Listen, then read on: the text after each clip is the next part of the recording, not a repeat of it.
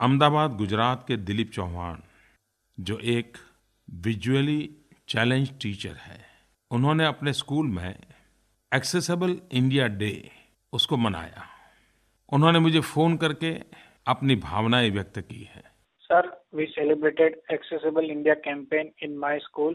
I'm a visually challenged teacher and I addressed the 2000 children on the issue of disability and how we can spread awareness and help differently able people, and students' response was fantastic. We enjoyed in the school and students were inspired and motivated to help the disabled people in the society. I think it was a great initiative by you. Dilip ji, आपका बहुत बहुत धन्यवाद। और आप तो स्वयं इस क्षेत्र में काम कर रहे हैं, आप भली भांति इन बातों को समझते हैं और आपने तो बहुत सारी कठिनाइयां भी झेली होगी।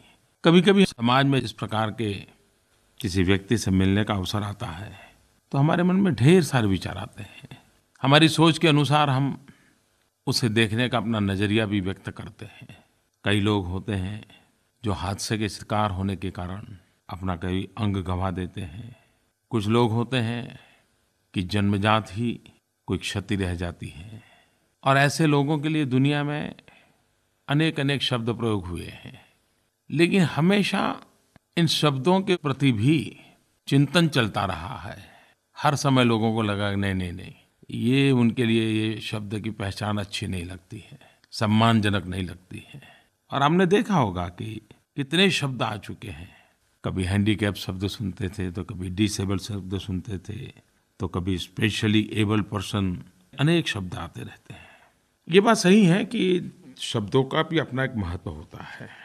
इस वर्ष जब भारत सरकार ने सुगम्य भारत अभियान का प्रारंभ किया, उस कार्यक्रम में मैं जाने वाला था, लेकिन तमिलनाडु के कुछ जिलों में और खास करके चेन्नई में भयंकर बाढ़ के कारण मेरा वहाँ जाने का कार्यक्रम बना। उस दिन मैं उस कार्यक्रम में रह नहीं पाया था, लेकिन उस कार्यक्रम में जाना था तो मेरा मन में कुछ न कुछ विचार चलते रहते थे।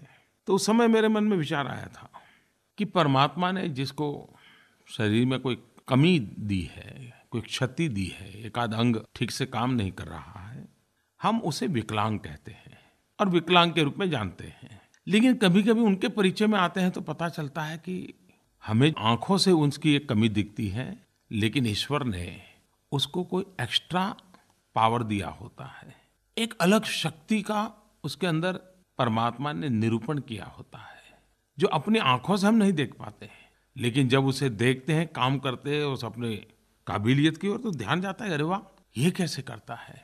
तो फिर मेरे मन में विचार आया कि आंख से तो हमें लगता है कि शायद वो विकलांग है, लेकिन अनुभव से लगता है कि उसके पास कोई एक्स्ट्रा पावर, अतिरिक्त शक्ति है।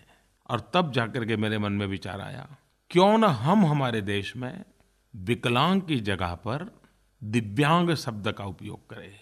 ये वो लोग हैं जिनके पास वो ऐसा एक अंग है या एक से अधिक ऐसे अंग है जिसमें दिव्यता है, दिव्य शक्ति का संचार है, जो हम सामान्य शरीर वालों के पास नहीं है।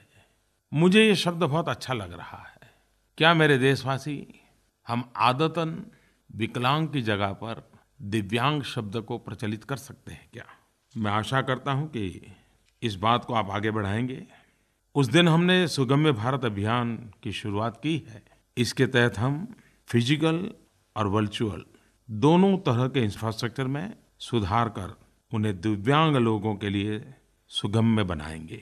स्कूल हो, अस्पताल हो, सरकारी दफ्तर हो, बस अड्डे हो, रेलवे स्टेशन में रैंप हो, accessible parking, accessible lift, Braille लिपि, कितनी बातें हैं।